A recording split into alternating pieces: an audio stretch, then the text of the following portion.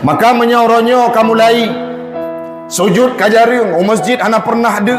Yang selanjutnya lagi tanya orangnya, seandainya sedekah kamu lai create Al-Quran tidak lagi kita baca, ini menjadi jawaban bahwa musibah terbesar hadir dalam udip tanya orang syiklun, yakni gecabut nikmat beribadah.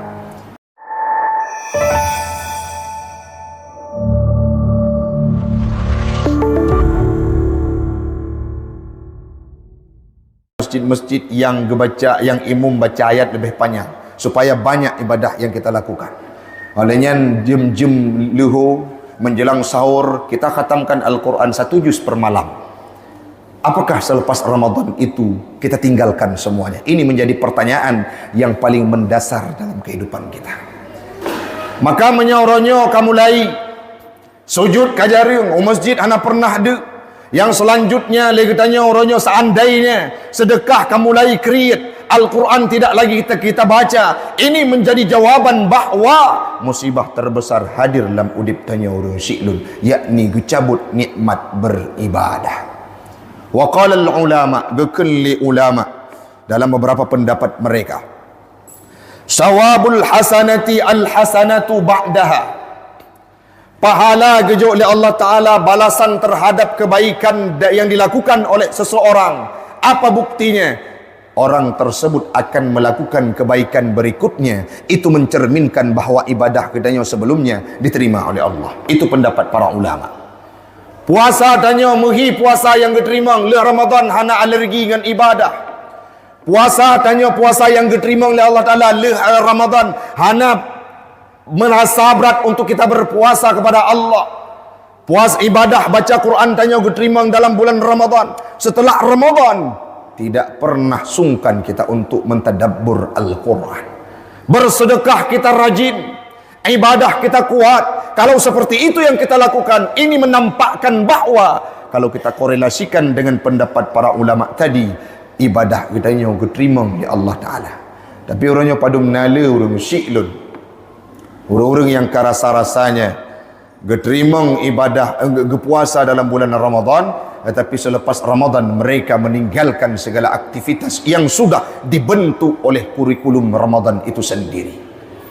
Kepegat ibadah sebagai ibadah musiman, ini merupakan hal yang paling bahaya. Yang selanjutnya Allah berfirman dalam Al-Quran surah Al-Hijr ayat 99, wa'bud rabbaka hatta ya'tiyakal yaqin. Hai Muhammad, sembahlah Tuhanmu, pujilah beliau, sujud kepada Tuhanmu, sembahlah pemilik alam semesta ini, Rabbul Alamin. Bagaimana? Hatta ya'tiyakal yaqin, sehingga datangnya keyakinan. Apa maksudnya? Ditafsirkan oleh para mufassirin, sehingga datangnya kematian. Artinya Allah Ta'ala berpesan kepada kitanya untuk istiqamah dalam beribadah, menyembah beliau tidak mengenal ruang dan waktu, hana pilih bulan Ramadan. Selepas Ramadan, wa'bud rabbaka hatta ya'tiyakal yaqin. Kagedidik tanya oleh Allah Ta'ala dalam bulan Ramadan, istiqamahkan diri untuk beribadah le Ramadan, baik itu ada Ramadan atau tidak, kita akan senantiasa beribadah, sujud menhambakan diri kepada Allah Subhanahu wa Ta'ala. Ini yang perlu kita terapkan dalam kehidupan. Nyo nasihat sebetulnya ke jamaah mantan, ke pribadi drawalun. Kenapa? Karena untuk mengistiqamahkan diri itu merupakan perkara yang sangat berat. Kena gekun-kun le urang-urang yang sering meraih prestasi. Waktu anak tanya merempok juara, tajak cok rapor di sekolah. Kita ke sekolah mereka, kita ambil rapor. Dapat juara 1. Apa yang disampaikan oleh guru? Juara 1 mudah untuk dikejar, tapi untuk mempertahankan itulah yang susah. Begitu juga kita jamaah sekalian. Kadang-kala orangnya kagejut titel muttaqin. Ustaz Taufik kadang-kala gebi titel muttaqin. Jamaah Mandung gebi titel muttaqin. Kita semua sudah diklaim oleh Allah Ta'ala seusai puasa Ramadan mendapatkan titel takwa, jaminan dan legalitas yang diberikan oleh Allah Ta'ala. Selanjutnya, apa yang susah? Mempertahankan legalitas dan klaim tersebut. Disitulah yang susah. Kadang-kala orang nak baksa Syawal, kamu lagi berubah menjadi orang yang tidak benar. Ini perlu diperhatikan. Maka hari ini apa yang perlu kita terapkan dalam hidup kita? Cita cok lembaran-lembaran apa yang pernah kita lakukan dalam Ramadan, kita implementasikan di hari ini. Pemahaman ibadah yang paling penting, Ustaz. Yang pertama, Ramadan itu mendidik kita berpuasa. Syawal jangan kita tinggalkan. Yang kedua, yang paling marak dan bobrok terjadi di kalangan masyarakat sekarang ini adalah meninggalkan solat. Ramadan mendidik kita untuk qiyamul lail, mendirikan solat pada waktu malam, baik itu solat tarawih, solat qiyamul lail, solat tahajud, solat witir, dan solat-solat yang lainnya. Artinya dianjurkan lebih banyak kita melakukan ibadah solat dibandingkan di bulan-bulan yang lain. Tapi pakon le Ramadan beile ke semayang sunat, semayang wajib kamu mulai tinggal. Baiklah dah pegah orang-orang yang kadang-kala hana tepeh dengan agama. Tanya yang kamu mulai beraktivitas seperti tahun-tahun bulan-bulan sebelum Ramadan. Hari ini solat-solat sunnah kita tinggalkan. Manajemen bak masjid, maghrib, tanya pun yang hadir. Isya hana pernah absen. Jamaah tabi-tabi. Limang bok wate dalam bulan Ramadan. Selalu kita berjamaah. Tapi sekarang jangankan untuk berjamaah. Di masjid sudah mulai alpa, tidak ada tempat sujud untuk kita sujud hari ini. Ini merupakan hal yang perlu kita robah, kita wujudkan kembali, baik sampai tubuh tu untuk tak ibadah solat di dalam bulan Syawal dan bulan-bulan berikutnya selepas Ramadan itu meninggalkan kita berpisah dengan tubuh kita. Artinya menyertanya orangnya kamu mulai jid ke urang yang sembahyang. Ini merupakan bahaya yang paling besar. Yang selanjutnya orang Syiklon memandum, Allah neken dalam Al-Quran, ibadah solat ini akan mampu meleraikan, menghilangkan, meminimalisir maksiat-maksiat yang lain. Inna salata tanha anil fahsya'i wal munkar.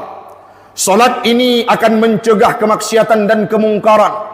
Maka kalau kita istiqomah dalam solat, dapat dipastikan bila solat itu benar, akan mampu mencegah kemaksiatan dan kemungkaran. Mamanya sembahyang dalam puasa ataupun buat ulua puasa, hendak timli sembahyang maksud lain akan terus, maka di sini nampak jelas bahawa ibadah solat kita tidak ada maknanya. Menyagakan oleh Imam Al-Qurtubi dan para mufassirin yang lain, seandainya solat ini tidak mampu menjadikan pribadi seseorang akan menjauhkan kemungkaran dan kemaksiatan, fala salatalah, tidak ada solat bagi mereka. Artinya solat mereka tidak diperhitungkan. Man padum le rakaat yang kata bedah ruku' sujud dalam bulan Ramadan, pakan jinau hantar tim le sembahyang. Alian le tatu melo, anak-anak muda yang mereka pasti punya ayah, tetapi mereka hari ini pongah agamanya, ke kampus kadang-kala meninggalkan solat, duduk di warung kopi dari mulai pagi hingga menjelang asar bahkan maghrib. Solat duhurnya diabaikan, solat asarnya tidak tahu entah kemana. Begitu juga pada waktu malam, selepas maghrib mereka mulai nongkrong di warung kopi. Kapan mereka kembali pulang ke rumah? Menjelang waktu subuh, isyanya diabaikan. Nyo lagi nyo tanggungjawab tanya orang si, bahkan nak miet rumah subuh tidak solat, subuh mereka tidak bangun. Jangankan berbicara berangkat ke masjid, tetapi hari ini mereka tidak bangun walaupun ada di rumah. Khadim GPS kesampaikan kepada kami, Ustaz, kami sudah membuat jadual sedikit renggang untuk jamaah pemuda subuh. Kenapa? Karena sudah minimnya pemuda yang hadir pada waktu subuh. Ini nampak biasa saja, tetapi mencerminkan, menjadi representasi sebegitu pongahnya manusia, terutama kaula muda, yang mereka tidak lagi membuat solat ini sebagai urgensitas dalam kehidupannya. Mamnya menyai rumah item semayang tubuh palain kira-kira semayang kabarang pasti tidak. Nyamanya nana irmoh hana semayang, jawaban na dua minimal. Yang pertama beragayu, kadang-kala le pakai pula mana mek karaya. Wate gayu oleh ayah, wate gayu oleh mak, imdawa tabi-tabi. Sehingga karu rumah. Jawaban yang kedua, bisa saja orang tuanya tidak solat, yang mereka gugu dan mereka tiru. Kadang-kala subuh jaga posi tengah kurang, ya wajar, karena orang tuanya bangun jam 7 untuk tidak solat subuh. Representasi karakter anak Itu mencerminkan karakter orang tua, representasi karakter orang tua ada pada diri anak mereka. Nyo menjadi tanggung jawab tanya urung syi'lun. Sebagaimana agakun li Allah Ta'ala dalam Al-Quran, ku anfusakum wa ahlikum nara. Jagalah keluargamu, jagalah dirimu, jagalah istrimu, jagalah anakmu dari api neraka. Bagaimana caranya Ustaz? Bilhamli ala ta'atillah. Addibuhum wa allimuhum. Ajarkan mereka, berikan pendidikan agama. Makanya perle tak berantas, jangan sampai Ramadan sudah berlalu, solat kita tinggalkan, terutama anak-anak kita. Yang kedua, bersedekah. Dalam bulan Ramadan cukup cuma tak sedekah. Di luar Ramadan jangan sampai itu kita abaikan. Yang terakhir, baca Al-Quran. Sampai Al-Quran yang tamat dalam, yang kita pegang dalam Ramadan, kita buka lembaran mushafnya, hari ini mulai kering, tidak ada sentuhan, bahkan berdebu, menjadi hiasan lemari yang mana akan berjumpa bila ada kesempatan Ramadan tahun depan. Ini yang perlu kita ingat. Kalau kita ingin membahas sangat banyak ibadah-ibadah yang perlu kita wujudkan dalam bulan Syawal dan bulan-bulan berikutnya, jangan sampai apa yang sudah kita lakukan dalam bulan Ramadan menjadi sekedar ibadah musiman saja. Istiqamah itu perlu, karena orang yang istiqamah lah yang akan diberikan legalitas oleh Allah Ta'ala untuk satu waktu mungkin akan dimasukkan dalam surganya Allah. Amin. Amin ya Rabbal Alamin.